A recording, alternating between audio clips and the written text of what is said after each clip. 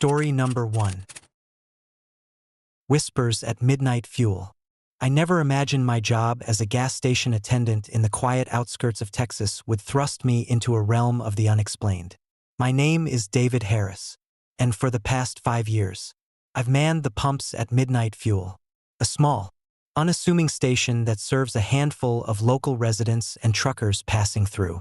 Life was predictable, days blended into nights, punctuated by the occasional late-night trucker or a stranded motorist seeking assistance. But one frigid winter night changed everything. It was December, and the temperatures had plummeted to unforgiving lows. The nights were long, stretching endlessly into the darkness, with only the flickering neon sign of Midnight Fuel to break the monotony. I usually arrived around noon, stocking shelves and cleaning the station, before settling into the late-night shift. On this particular night, the air was thick with snow, the wind howling through the barren trees that surrounded the station like silent sentinels. Around 2 a.m., when most of the world was deep in slumber, I found myself alone in the station, the silence only broken by the occasional drip of melting snow and the distant hum of traffic on the highway. I was winding down, preparing to call it a night, when I heard it, a soft, rhythmic tapping against the glass of the front window. At first, I thought it was just the wind playing tricks on me, or perhaps a branch scraping against the window pane. But the tapping persisted, steady and deliberate, like someone tapping out a message. My heart rate quickened as I approached the window, peering out into the inky darkness. Under the dim glow of the street lamp, I saw it, a shadowy figure standing just outside, partially obscured by the swirling snow. Its form was vague, almost ethereal, with no discernible features save for a pair of glowing red eyes that seemed to pierce through the night. "Hello," I called out, my voice wavering slightly. "Is someone there?" There was no response. The figure remained motionless, its presence both unnerving and inexplicably sad. I hesitated, debating whether to open the door or retreat back to the safety of the station. The tapping had ceased, replaced by an oppressive silence that pressed against my ears. Summoning my courage, I unlocked the door and stepped outside, the biting cold searing my skin, the snow crunch under my boots as I approached cautiously, the red eyes still fixed on me. As I reached the doorway, the figure began to fade, dissolving into the night like mist under the morning sun. I stood there for a moment, processing what I had just witnessed, before returning to the warmth of the station, my mind racing with questions. Determined to understand what I had seen, I decided to review the security footage. I accessed the system from behind the counter, the screen flickering to life with grainy black and white images. I fast-forwarded to the exact time of the incident, my breath held in anticipation. There, on the screen, was the same shadowy figure, standing silently under the street lamp, eyes glowing ominously. It lingered for 2 agonizing minutes, tapping the window, before vanishing without a trace. I replayed the footage multiple times, each viewing deepening the mystery. There was no indication of anyone else being at the station that night.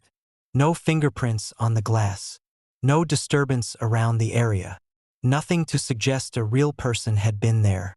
It was as if the figure had materialized out of thin air, an apparition from another realm. The following days were a blur of sleepless nights and restless thoughts. I couldn't shake the image of those red eyes staring into my soul, the sorrow that seemed to emanate from the ghostly figure. The local residents were tight-lipped, offering little in the way of explanations. Some dismissed it as a trick of the light or a figment of my imagination, while others whispered about the old legends surrounding the area. According to local lore, Midnight Fuel was built on the grounds of a forgotten homestead, where a young woman named Clara Montgomery had disappeared one bitterly cold winter night in 1924. She had been tending to her family's farm, struggling to keep warm and fed during the harsh season, when she vanished without a trace. Some said her spirit lingered, forever searching for warmth and companionship in the desolate landscape. As I delved deeper into the history, I found little concrete evidence. Clara Montgomery's disappearance remained unsolved, her story fading into the annals of forgotten tragedies.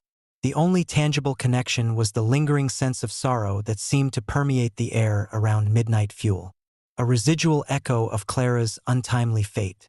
One particularly cold night, the tapping returned. I was alone, the station eerily quiet, save for the distant howling of the wind. My instincts screamed at me to stay put, but curiosity gnawed at me, pushing me toward the window once more. The figure stood there again, red eyes burning with an intensity that felt almost accusatory. "Clara?" I whispered, my voice barely audible over the storm outside. The figure didn't respond.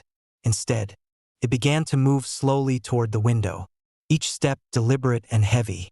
I felt a pang of empathy, recognizing the loneliness and desperation that Clara must have felt. Summoning my courage, I opened the door, braving the icy gust that hit me as I stepped outside. "Clara, I'm sorry you're still here. Let me help you," I called out, my voice cracking with emotion. The figure paused, its red eyes locking onto mine with an intensity that sent shivers down my spine. For a moment, there was no movement, just the oppressive silence of the winter night. Then, slowly, the figure extended a hand toward me, the gesture both haunting and heartbreaking. I reached out tentatively, my fingers inches from hers, when the figure began to dissolve, the form melting away into the cold air. A tear slid down my cheek as I watched her fade, the sorrow that had once filled her eyes now replaced by a peaceful serenity. The tapping ceased, leaving behind an overwhelming sense of closure. In the weeks that followed, the apparitions at Midnight Fuel ceased entirely. The station returned to its usual quiet existence. The haunting presence of Clara Montgomery finally laid to rest. I continued my shifts with a newfound respect for the unseen and the lingering echoes of the past, forever changed by the encounter. One night, as I stood behind the counter, a weary smile crossed my face. A young couple approached the pump, bundled up against the cold. As they filled their tank, I caught sight of a photograph on the wall, a black and white image of Clara Montgomery, her eyes once again glowing red in the photograph's ghostly hue. It was a reminder that some spirits never forget, and some stories linger long after the last chapter is written. I watched them drive away, the snow falling softly around me, and felt a deep sense of peace. Midnight Fuel was no longer just a gas station. It was a sanctuary where lost souls could find the warmth and companionship they so desperately sought. And as the snow continued to blanket the world in silence, I knew that Clara Montgomery had finally found her way home. Story number 2. Echoes in the Warehouse. I never believed in ghosts. Growing up in the Midwest, my nights were filled with the comforting sounds of crickets and the occasional hoot of an owl. But working the night shift at the old Henderson warehouse in suburban Chicago changed everything I thought I knew about the night. My name is Tom Daniels, and I started working at Henderson's 3 years ago. The warehouse was a relic from a bygone era, its vast expanse of concrete floors and towering shelves now repurposed to store everything from seasonal decorations to surplus electronics. The job was simple enough: manage inventory, handle shipments, and ensure everything ran smoothly during the late hours when the world outside seemed to slumber. The Henderson warehouse was located on the edge of town, surrounded by dense woods that stretched as far as the eye could see. The isolation was part of its charm, or so I thought. The nights were long and quiet, the only sounds being the hum of fluorescent lights and the occasional distant bark of a stray dog. But around 2 years in, I began noticing something strange. It started with soft laughter echoing through the aisles. At first, I dismissed it as the wind playing tricks on the acoustics of the cavernous space. Maybe a prank by the daytime workers, or a stray animal trapped somewhere within. But the laughter persisted, growing more distinct and frequent. It always seemed to come from the far end of the warehouse, near the storage for seasonal items. One particularly cold December night, the laughter returned, clear and melodic, cutting through the silence like a knife. I was reorganizing some boxes in aisle 7 when I heard it again. This time, I felt a chill run down my spine. The laughter wasn't joyous. It carried a note of sorrow, a haunting melody that tugged at something deep within me. I glanced around, half expecting to see a coworker pulling a prank. But the aisle was empty, the shelves towering overhead like silent sentinels. Shaking off the unease, I continued my work, convincing myself that it was just my imagination playing tricks on me. Days turned into weeks, and the laughter became a nightly occurrence. Sometimes, it was a single giggle, other times a full chorus of ethereal voices. The other night shift workers were polite enough to ignore it, attributing it to the old building's quirks or their own fatigue. But I couldn't shake the feeling that something, or someone, was watching me. Then, 3 months ago, everything changed. It was a frigid January night, the kind where the wind howled through the cracks of the old warehouse, sending icy drafts that cut through my layers of clothing. I was alone, the silence of the night enveloping me as I tallied inventory in aisle 5. The laughter started as usual, but this time, it was accompanied by faint footsteps echoing behind me. I spun around, heart pounding, expecting to see a coworker or maybe a stray cat. But there was no one there. The aisles were empty, the shadows playing tricks on my eyes. I tried to focus on my task, but the laughter grew louder, more insistent. It was as if the voices were circling me, wrapping around me in a spectral embrace. Gathering my courage, I decided to follow the sound. I moved cautiously down the aisle, the laughter guiding me toward the back of the warehouse. The lights above flickered, casting long, eerie shadows that danced along the concrete floor. As I reached the far end, I saw her, a small girl standing by the entrance to the storage room, her eyes hollow and sad, her presence both terrifying and tragic. "Hey!" I called out, my voice barely above a whisper. "Are you okay?" She didn't respond. Instead, she turned and began to move down the aisle, her laughter trailing behind her like a ghostly echo. I followed, my heart racing, trying to rationalize what I was seeing. A child shouldn't be here alone. Not in a place like this. As I approached the storage room, the temperature seemed to drop even further, the cold seeping into my bones.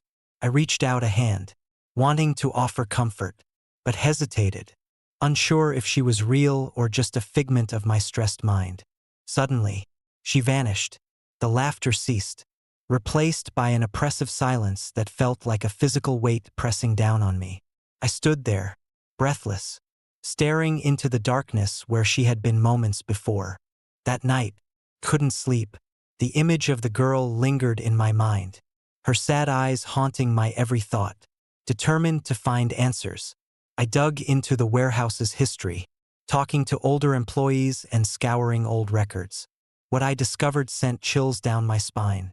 The Henderson warehouse was built in the early 1950s, originally serving as a storage facility for local businesses. But in the late 1970s, tragedy struck. A fire broke out in one of the storage rooms, claiming the lives of 3 workers and a young girl named Lily Thompson. Lily had been visiting her father, one of the warehouse employees, to watch him work. The fire was swift and merciless, leaving no survivors except for Lily, who was too young to escape.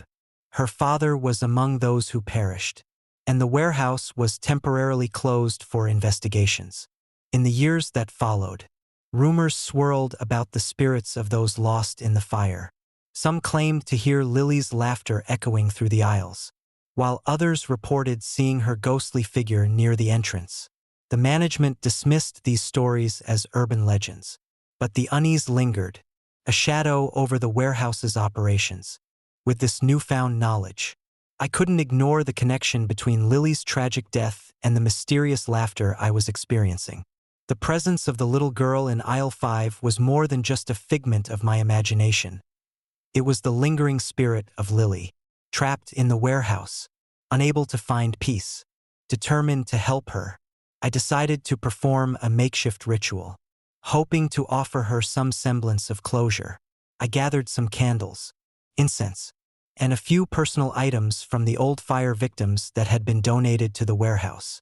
Setting up a small altar in aisle 5, I began to speak softly, acknowledging Lily's presence and offering my assistance in helping her find peace. As I spoke, the temperature in the aisle began to rise, the oppressive cold easing as if in response to my plea. The laughter returned, softer this time, filled with a bittersweet melody that no longer felt menacing.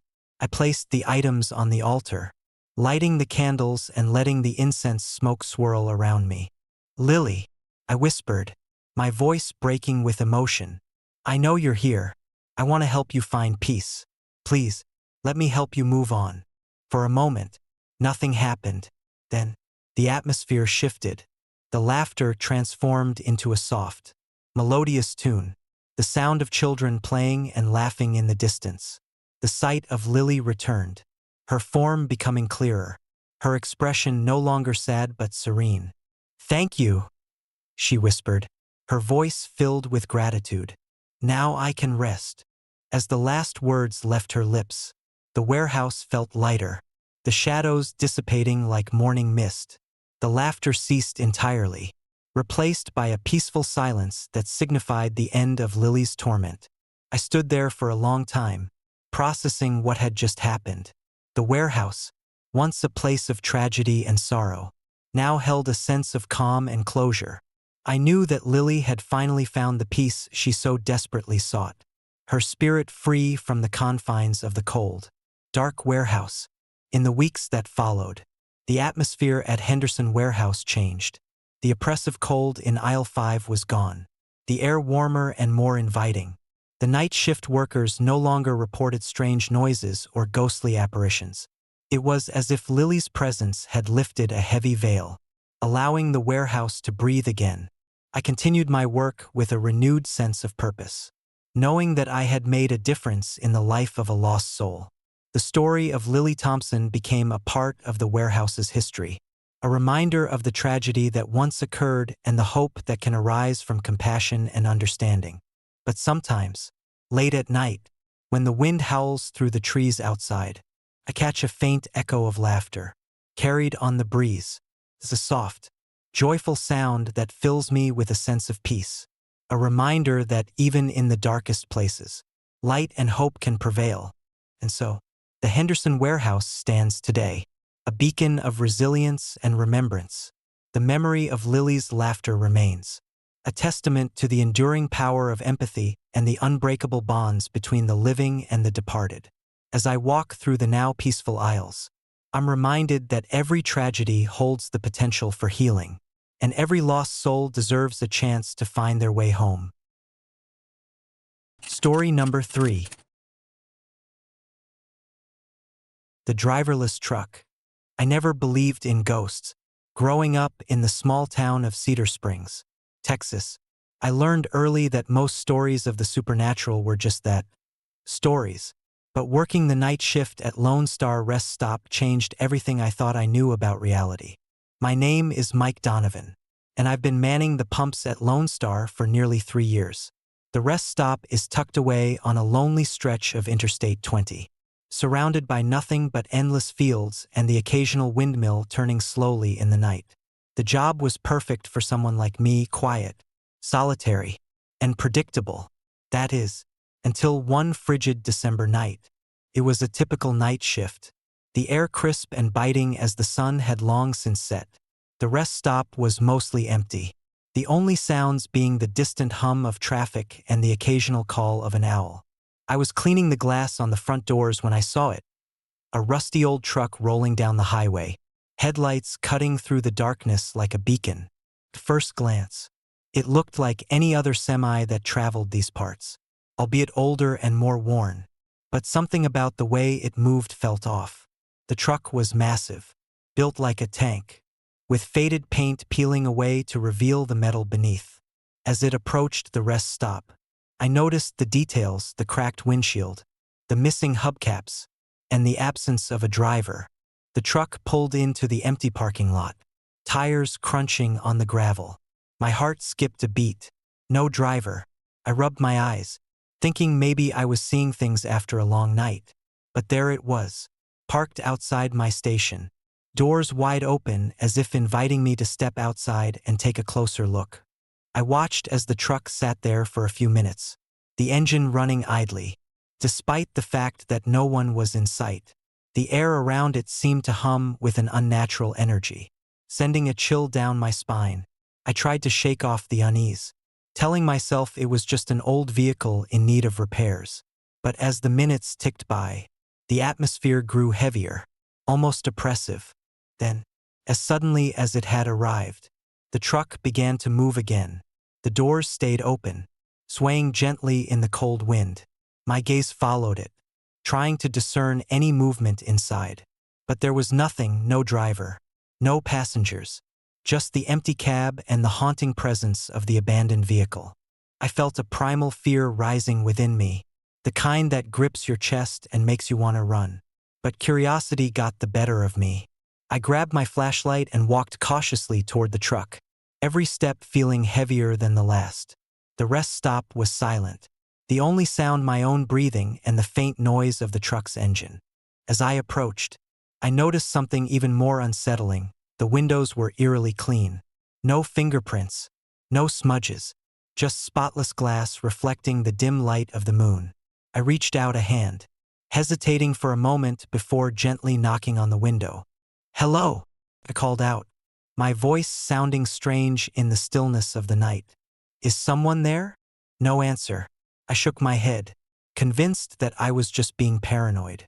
But then, the engine roared to life, and the truck began to inch forward. The doors stayed open, swaying gently in the cold wind.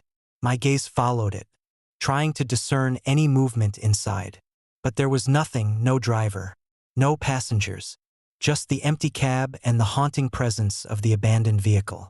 I felt a primal fear rising within me, the kind that grips your chest and makes you want to run. But curiosity got the better of me. I grabbed my flashlight and walked cautiously toward the truck, every step feeling heavier than the last. The rest stop was silent, the only sound my own breathing and the faint noise of the truck's engine. As I approached, I noticed something even more unsettling. The windows were eerily clean. No fingerprints, no smudges, just spotless glass reflecting the dim light of the moon. I reached out a hand, hesitating for a moment before gently knocking on the window. "Hello," I called out, my voice sounding strange in the stillness of the night. "Is someone there?" No answer. I shook my head, convinced that I was just being paranoid. But then, the engine roared to life, and the truck began to inch forward. My heart pounded as I watched it move away, disappearing into the darkness as abruptly as it had arrived. I stood there for a moment, processing what had just happened. My mind raced with possibilities, perhaps a prank by some reckless drivers, or maybe a misunderstanding. But deep down, I knew something was wrong. The truck had been there, yet there was no sign of anyone inside. It felt like a scene straight out of a horror movie. Except this was my reality. The rest of the night passed without incident. But the memory of that driverless truck lingered, haunting me with its mystery. The following days, I kept seeing the truck on the outskirts of the rest stop, always parked with its doors open, as if it were waiting for something or someone, determined to get to the bottom of it. I started digging into the history of the rest stop and the surrounding area. Old records and local lore told a grim story. Years ago, the rest stop had been the site of a tragic accident. A massive truck had lost control on the icy highway, plowing through the rest stop and killing several people, including the driver. The truck was never found, its whereabouts a mystery that left the community shaken. As I delved deeper, the pieces began to fit together. The driverless truck wasn't just a figment of my imagination. It was the ghost of that tragic accident, doomed to relive its final moments endlessly. The rest stop had become a vortex of unresolved grief and lingering spirits, with the truck serving as a haunting reminder of the lives lost. One night, as the winter winds howled outside, I felt a familiar presence at the rest stop. The truck appeared once more, its engine idling ominously. This time, there was a faint outline of a figure visible through the window, an apparition of the driver. His face contorted in eternal despair. The air grew thick with sorrow, the weight of tragedy pressing down on me. I knew I couldn't ignore it any longer. With a heavy heart, I decided to hold a memorial for the victims of the accident, hoping to give their spirits the closure they desperately needed. I gathered candles, flowers, and a few personal items donated by the families affected by the tragedy. Setting up the memorial outside the rest stop, I began to speak, offering words of comfort and remembrance. As I chanted prayers and lit the candles, the temperature in the area began to shift. The coldness in the air lifted slightly, replaced by a sense of calm and peace. The truck's presence softened, the ghostly figure of the driver looking less tormented, more serene. The engine quieted, and the doors of the truck remained closed, signifying the end of its restless wandering. I stood there, watching as the lights of the memorial flickered in the night, feeling a sense of accomplishment and relief. The truck, once a symbol of tragedy and loss, had finally found peace, its spirit no longer bound to the earthly realm. In the weeks that followed, the sightings of the driverless truck ceased entirely. The rest stop returned to its quiet existence, the haunting presence that had plagued it now a distant memory. The community found solace in the memorial, honoring the lives lost and the spirit of resilience that endured in the wake of tragedy. But sometimes, late at night, when the wind is just right, I can still hear the faint echo of the truck's engine in the distance, a lingering reminder that some souls never truly rest. And as I watch the sunset over the lonely stretch of Texas highway, I know that the memory of that driverless truck will stay with me forever, a haunting testament to the thin veil between the living and the dead, and the enduring power of unresolved sorrow. Story number 4. Whispers in the Silent Wing. Moving to Texas was meant to be a fresh start for me. After years of bustling city life in Houston, I sought the quiet solace that only a small-town hospital could offer. My name is Emma Collins, and I became a night shift nurse at Cedar Grove Medical Center, a modest facility nestled on the outskirts of a sleepy Texas town. The hospital had seen better days, with peeling paint and outdated equipment, but it was perfect for someone like me who craved a slower pace. From the moment I started, there was something unsettling about the abandoned wing at the end of the corridor.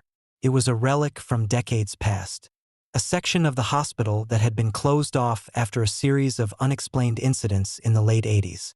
The stories were whispered among the staff, tales of patients vanishing without a trace and eerie noises echoing through the empty halls. Management insisted it was merely a result of budget cuts and reorganization.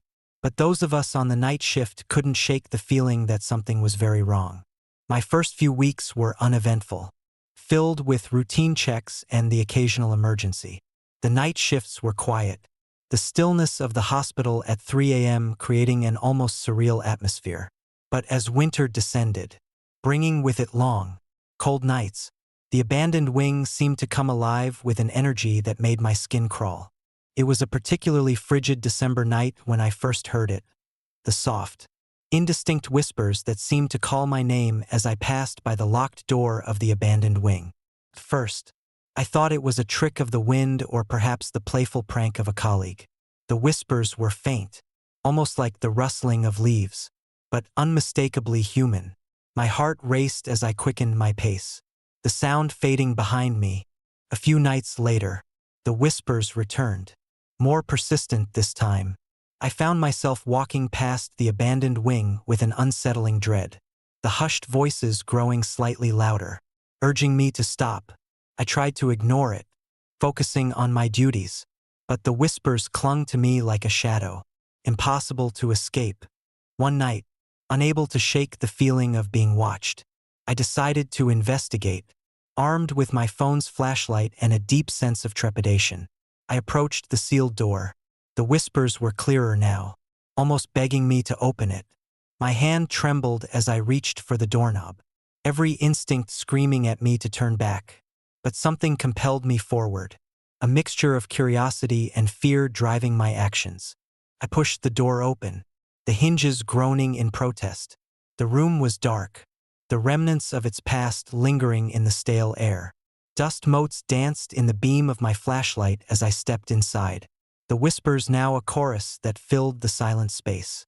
My breath visible in the cold air. I called out, "Hello? Is anyone here?" No response. The only sound was the faint echoes of my own voice bouncing off the walls. I moved deeper into the room, my flashlight revealing old medical equipment covered in grime and cobwebs. It was then that I noticed something peculiar, a framed photograph hanging crookedly on the wall. I reached out to straighten it, my fingers brushing against the cold glass. The photograph depicted a young woman and a child, both smiling brightly despite the stark, clinical setting of the hospital room. The eyes of the child seemed to follow me, an unsettling reminder of the forgotten lives that once inhabited these halls. Suddenly, the temperature dropped sharply, my breath turning to mist. The whispers surged around me, their voices intertwining with a sorrowful melody that tugged at my very soul. I felt an invisible presence, a weight pressing down on me, making it hard to breathe. Panicked, I stumbled backward, tripping over an old gurney and falling to the ground. When I finally stood up, the room was empty once more. The whispers had ceased, leaving behind an oppressive silence that felt like a tangible entity. I took a deep breath, trying to steady my nerves, and made my way back to the door. As I reached for the handle, my phone buzzed with a notification from my security camera app. Heart pounding, I hurried back to the station office to review the footage. To my horror, the video showed me entering the abandoned wing, alone and unaware of the supernatural presence that had enveloped me. As the footage played, a shadowy figure appeared in the corner of the room, a woman with hollow eyes and a sorrowful expression. She remained still for what felt like an eternity, her gaze fixed on me before vanishing without a trace.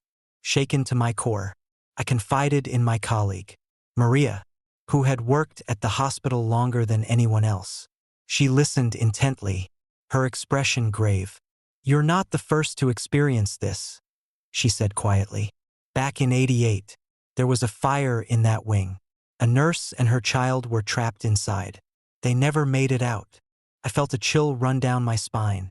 The whispers, the figure in the photograph, it all made sense now. The spirits of the nurse and her child were still here, unable to move on, their sorrow and pain etched into the very walls of the hospital. Determined to help them find peace, Maria and I decided to perform a small ritual, hoping to offer the lost souls the closure they needed. We gathered candles, flowers, and a few personal items donated by the families of the deceased. Standing in the center of the abandoned room, we began to speak softly, acknowledging their presence and offering our compassion. As we chanted prayers and lit the candles, the atmosphere in the room began to change. The oppressive cold lifted, replaced by a warm, comforting energy. The whispers transformed into soft sighs of relief, and the sorrowful melody gave way to a sense of calm. The shadowy figure of the nurse appeared once more, her expression no longer sad but serene, and she gently nodded before fading away, leaving behind a peaceful silence. In the weeks that followed, the atmosphere at Cedar Grove Medical Center changed. The abandoned wing no longer felt like a place of dread, but rather a space of reverent memory. The whispers ceased entirely, and the lingering sadness seemed to dissipate, replaced by a newfound sense of tranquility. I continued my night shifts with a deeper appreciation for the unseen and the stories that linger long after the lives have ended. The photograph of the nurse and her child remained a poignant reminder of the past, now honored and remembered rather than feared. But sometimes, late at night, when the wind howls outside and the hospital is bathed in silence, I catch a faint echo of a lullaby carried through the air. It's a gentle, haunting melody that fills me with both sorrow and hope, a reminder that some spirits never truly fade and that compassion can bridge the gap between the living and the dead. And so, Cedar Grove Medical Center stands as a testament to resilience and remembrance, a place where the echoes of the past are acknowledged and honored, allowing the spirits of those lost to finally find their peace. Story number 5. The Eternal Guest. Moving to Houston was a significant step for me. After graduating with a degree in hospitality management, I landed a job at the Magnolia Inn, a small, family-run hotel nestled in the heart of Texas. The inn had a quaint charm, with its vintage decor and friendly atmosphere. It was the perfect place to start my career and build a reputation in the industry. I began my first night shift with a mix of excitement and nervousness. The hotel was usually quiet at night, with only a handful of guests staying over. The staff was tight-knit, and everyone had their roles clearly defined. I felt welcomed and eager to prove myself. The first few weeks passed without incident. I handled check-ins, assisted guests with their needs, and maintained the cleanliness of the rooms. The nights were long but uneventful, filled with the occasional late-night guest seeking a place to rest or escape the bustling city below. One chilly December evening, around 11 p.m., an elderly man checked into the hotel. He was impeccably dressed in a tailored suit, with a distinguished air that set him apart from the usual clientele. His name was Mr. Harold Thompson, and he seemed polite and reserved. He provided all the necessary details and handed me his credit card without a second thought. "I'll be in room 204, he said with a slight nod, his eyes meeting mine briefly before he turned to leave. I filed his information into the system and wished him a pleasant stay. The room was spotless, and everything appeared in order. As the night progressed, I attended to other guests and managed the usual responsibilities. The clock struck midnight, and I found myself glancing at the time, anticipating the early morning checkouts. However, the next morning brought an unsettling discovery. As I prepared for the day's operations, I noticed that Mr. Thompson was nowhere to be found.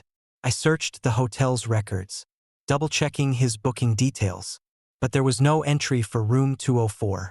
Confused, I approached the front desk manager, Mrs. Ramirez, to discuss the anomaly.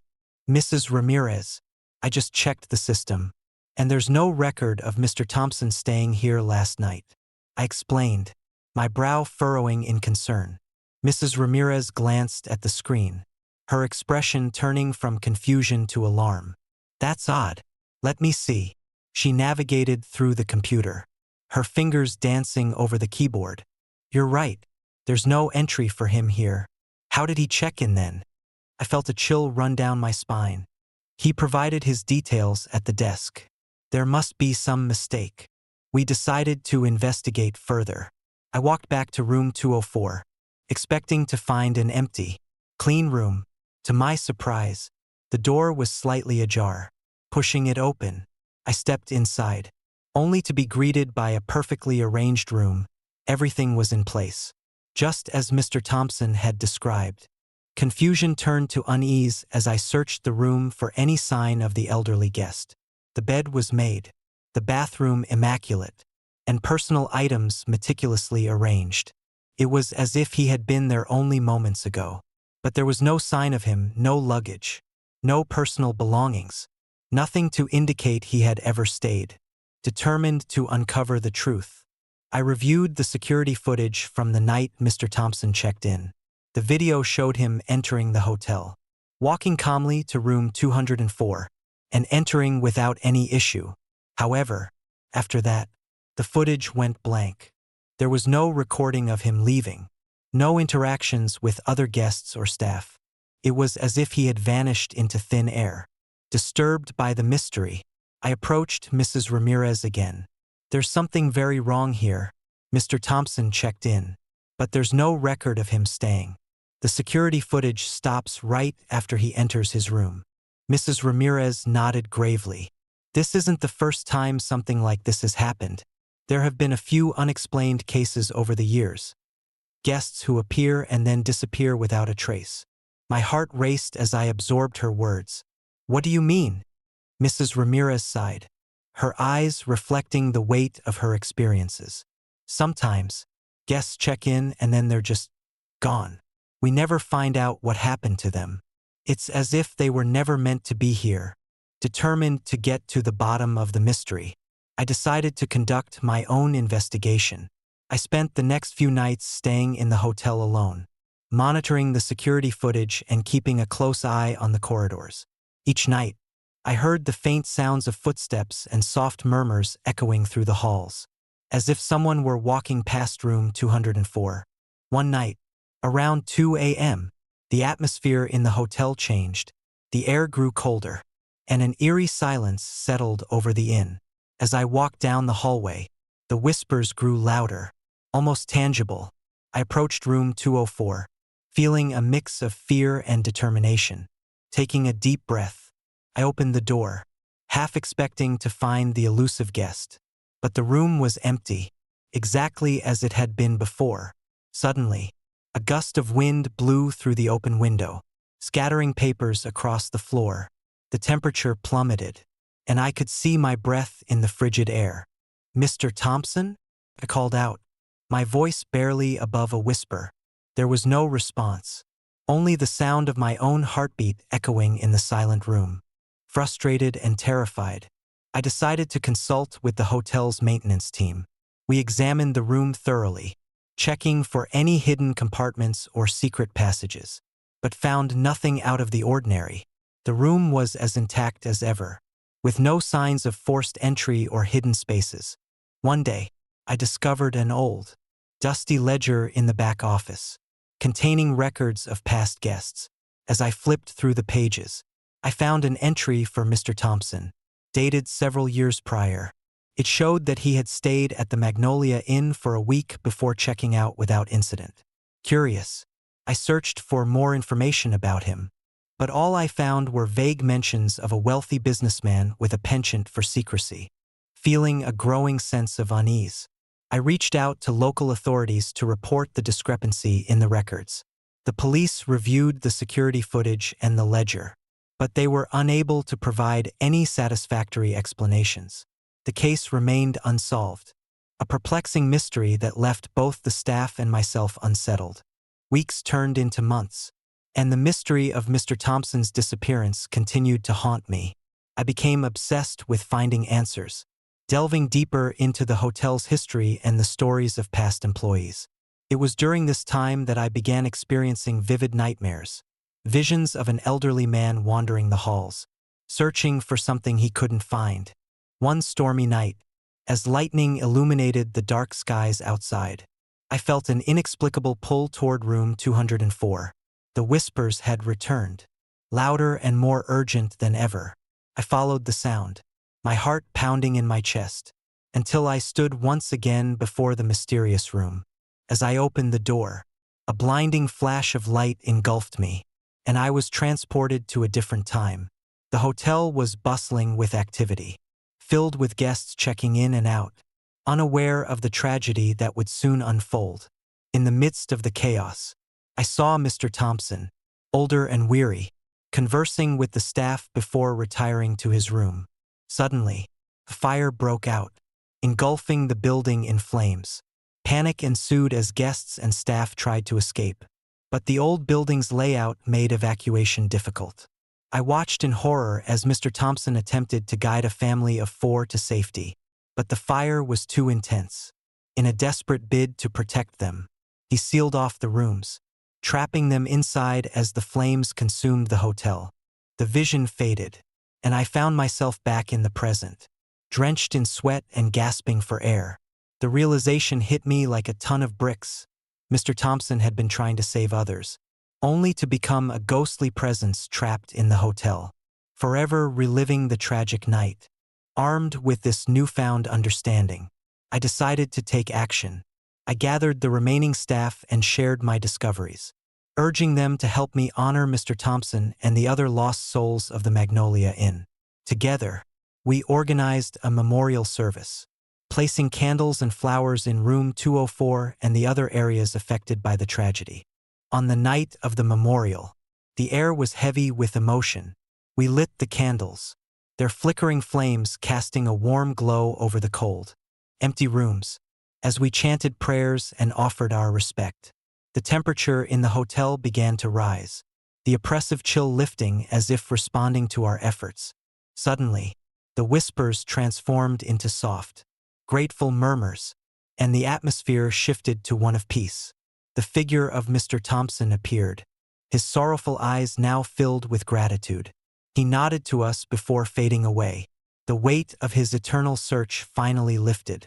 In the weeks that followed, the incidents at the Magnolia Inn ceased entirely. The whispers were gone, replaced by a serene silence that spoke of healing and closure. Guests began to return, their experiences at the hotel now tinged with a sense of calm rather than fear. I continued my work at the inn with a renewed sense of purpose, knowing that I had played a part in helping restless spirits find peace. The mystery of Mr. Thompson's disappearance was finally resolved, a testament to the enduring power of compassion and understanding. But sometimes, late at night, when the wind howls outside and the hotel is bathed in silence, I catch a faint echo of gratitude in the air, a soft whisper of thanks from a guest who never wanted to leave. And so, the Magnolia Inn stands as a beacon of resilience and remembrance, a place where the past is honored and the spirits of those lost are finally at rest. As I watch the sunrise over the Texas horizon, I know that some mysteries are meant to be unraveled, and some guests are meant to be remembered forever. Story number 6. Lights in the Dark Forest. I always thought the outskirts of Texas held nothing more than vast stretches of land and the occasional deer crossing the highway. Growing up in the heart of Dallas, I never imagined working at the old Willow Creek factory would introduce me to the eerie mysteries that lurk just beyond the city lights. My name is Ryan Mitchell, and for the past 2 years, I've been a night shift worker at Willow Creek, a sprawling industrial complex nestled on the edge of a dense forest. The factory was an imposing structure, its tall smokestacks piercing the night sky, belching out plumes of smoke that disappeared into the darkness. The machinery inside roared constantly, a relentless symphony of clanging metal and whirring gears. The nights were long and monotonous, filled with the hum of production and the occasional chatter among the few other night owls who kept the factory running smoothly. It was the dead of winter, a time when the nights seemed to stretch on endlessly, the cold seeping into every crevice and crack. On a particularly frigid December night, as I was winding down my shift, I noticed something unusual through the factory's expansive windows. Flickering lights danced deep within the forest, moving erratically between the trees. At first, I dismissed it as distant campfires or maybe the reflection of the factory's own lights, playing tricks on my tired eyes. But as the night wore on, the lights persisted, growing brighter and more erratic. Curiosity gnawed at me. I decided to take a short break, grabbing a warm cup of coffee from the break room before heading outside for some fresh air. The factory grounds were eerily quiet, the only sound the crunch of snow under my boots as I made my way toward the edge of the property. The lights in the forest beckoned, their movement almost hypnotic against the stillness of the night. As I approached the boundary where the factory met the wilderness, the temperature seemed to drop even further, my breath visible in the frigid air. The forest loomed before me, dense and shadowed, the trees swaying gently in the cold breeze. The lights flickered again, more vibrant now, swirling in patterns that defied explanation. I stood there for a moment, torn between the safety of the factory and the allure of the unknown. The rational part of my mind urged me to return, to ignore the inexplicable phenomena and resume my duties. But something deep inside, a mix of curiosity and unease, compelled me to investigate. I followed the flickering lights into the forest, the snow muffling my footsteps as I ventured deeper into the woods. The beams of light darted between the trees, leading me further away from the safety of the factory. My heart pounded in my chest, a mixture of fear and excitement fueling my every step. The forest was alive with sounds, the rustling of leaves, the distant hoot of an owl, and the occasional snap of a twig underfoot. But the lights were the only thing that stood out, their movement almost otherworldly. After what felt like hours, I stumbled upon a clearing illuminated by a circle of lights hovering above the ground. The sight was mesmerizing, a silent dance of illumination that bathed the area in an ethereal glow. In the center of the clearing stood a solitary figure, cloaked in darkness, his presence both captivating and unnerving. The figure remained still, eyes seemingly fixed on me as if waiting for something. "Hello," I called out, my voice wavering slightly in the cold night air. The figure didn't respond, its silence pressing heavily against me. I took a cautious step forward, the snow crunching beneath my boots, but the figure remained motionless. Suddenly, I heard it, the unmistakable sound of footsteps echoing behind me. My heart leapt into my throat as I spun around, flashlight in hand, scanning the dense forest for any sign of movement. There was nothing, no person, no animal, just the thick blanket of trees and the lingering chill that seemed to wrap around me like a shroud. I turned back to the figure, but it had vanished, the lights flickering out one by one until the clearing was plunged back into darkness. Panic surged through me as I realized I was alone, surrounded by the silent, unforgiving forest. The footprints in the snow leading away from the clearing were the only evidence of what, or who, I had encountered. Terrified, I sprinted back toward the factory, my breaths coming in ragged gasps as the cold air burned my lungs. The flickering lights were gone, replaced by the inky blackness of the night. The factory gates loomed ahead, a beacon of safety in the vast, empty landscape. As I reached the entrance, I glanced back, half expecting to see the figure or hear the footsteps again. But there was nothing, only the stillness of the winter night.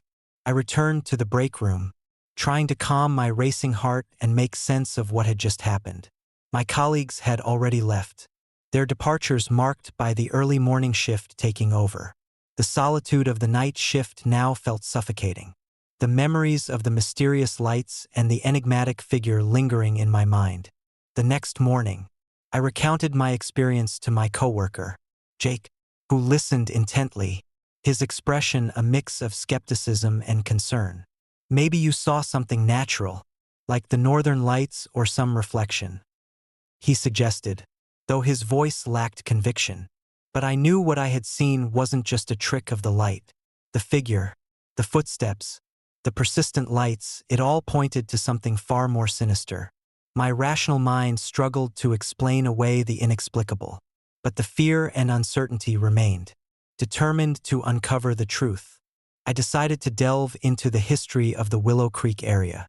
The local library and historical society became my sanctuaries, where I pored over old records and newspaper clippings. What I discovered was a chilling account of a tragic accident that had occurred decades earlier. In the late 1960s, Willow Creek was a thriving community, home to several families and a bustling factory that was the lifeblood of the town. But one bitterly cold winter night, disaster struck. A massive snowstorm had engulfed the area, trapping workers inside the factory. Rescue efforts were hampered by the relentless blizzard, and by the time the storm subsided, only a handful of survivors were found, their stories of lost colleagues and desperate pleas etched into the annals of local history. But the most haunting aspect was the disappearance of a young woman named Clara Thompson. She had been a dedicated worker at the factory, known for her kindness and unwavering spirit.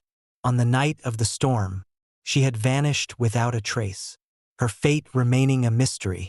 Some believed she had succumbed to the harsh conditions, while others whispered darker theories of foul play and restless spirits. The more I read, the more the pieces began to fit together. The flickering lights, the enigmatic figure, the persistent footsteps, all seemed to point to Clara's restless spirit, forever wandering the forest in search of something she couldn't find in life.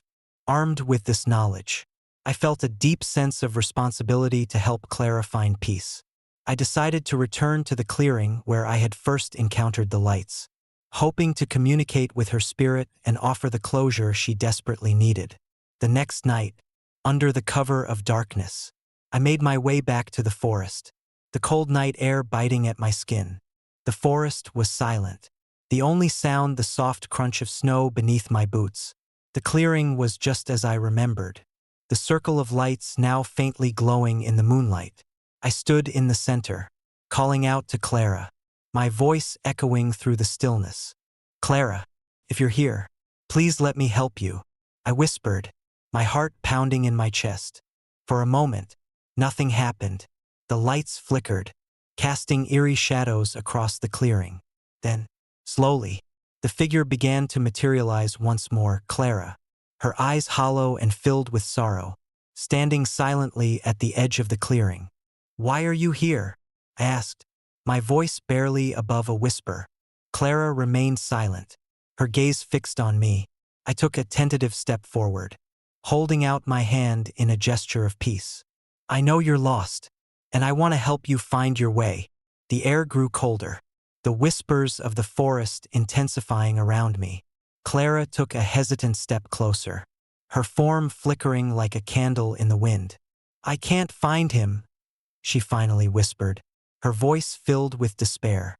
He never left me."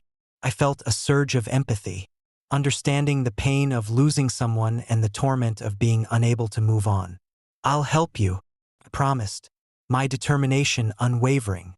Suddenly, the lights around us began to swirl, creating a vortex of shimmering energy that enveloped us both. Clara's form began to dissolve, her sorrowful expression softening as the ethereal light took her spirit away. "Thank you," she whispered, her voice fading into the night as she found her peace. As I stood alone in the clearing, the oppressive cold lifted, replaced by a profound sense of calm and fulfillment. The flickering lights ceased, and the forest seemed to breathe a collective sigh of relief. I knew that Clara had finally found the closure she had sought, her restless spirit at peace at last. Returning to the factory the next morning, I felt a weight lifted from my shoulders. The mystery of the flickering lights and the enigmatic figure had been resolved, a testament to the enduring power of compassion and understanding. The nights remained quiet, the haunting presence that had once plagued the factory now a distant memory. But sometimes, late at night, when the wind whispers through the trees and the cold bites at my skin, I catch a faint echo of Clara's laughter carried on the breeze, a gentle reminder that some spirits never truly fade and that peace can be found even in the darkest of places. And so, the Willow Creek factory stands as a testament to resilience and remembrance, a place where the past is honored and the spirits of those lost are finally at rest. As I watch the sunrise over the endless Texas horizon, I know that the mysteries of the night are sometimes best left to those who seek them with an open heart and a willingness to help the lost find their way home. Story number 7.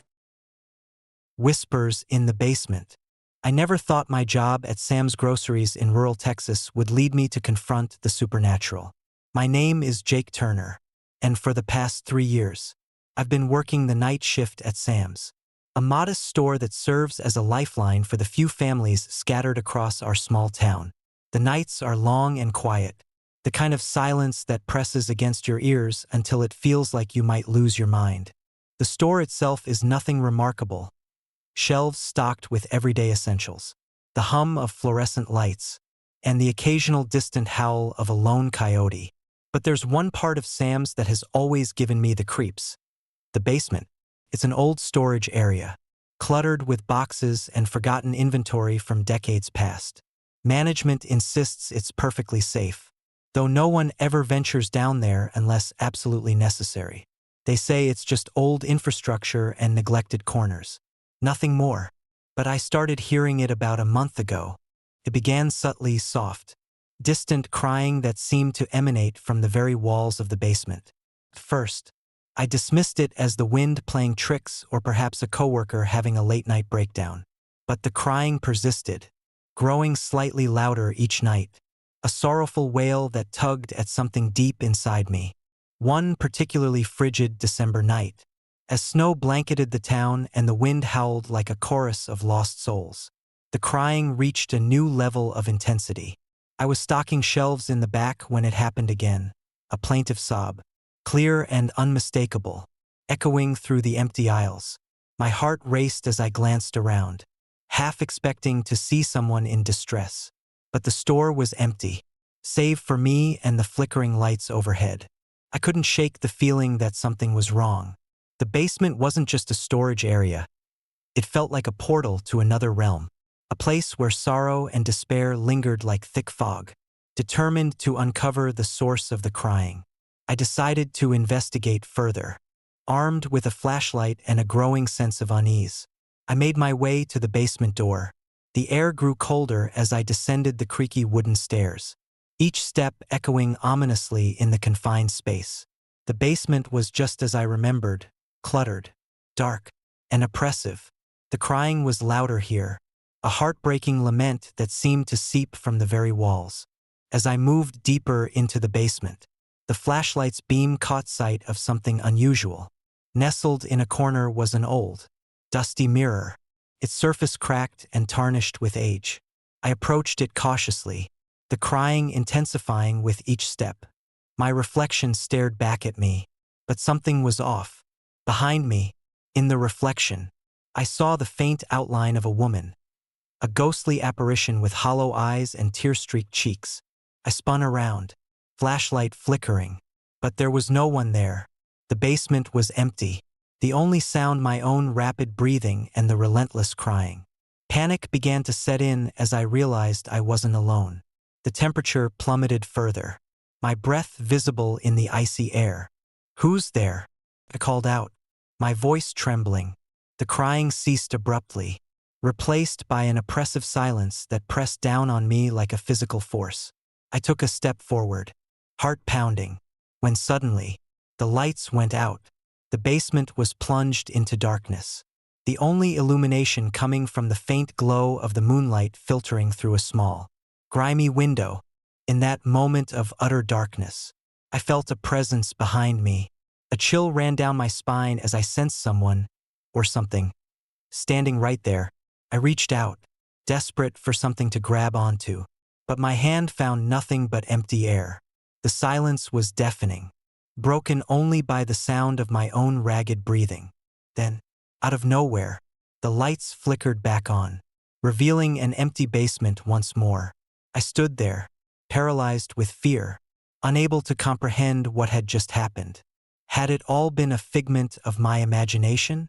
Or was the basement truly haunted by a restless spirit?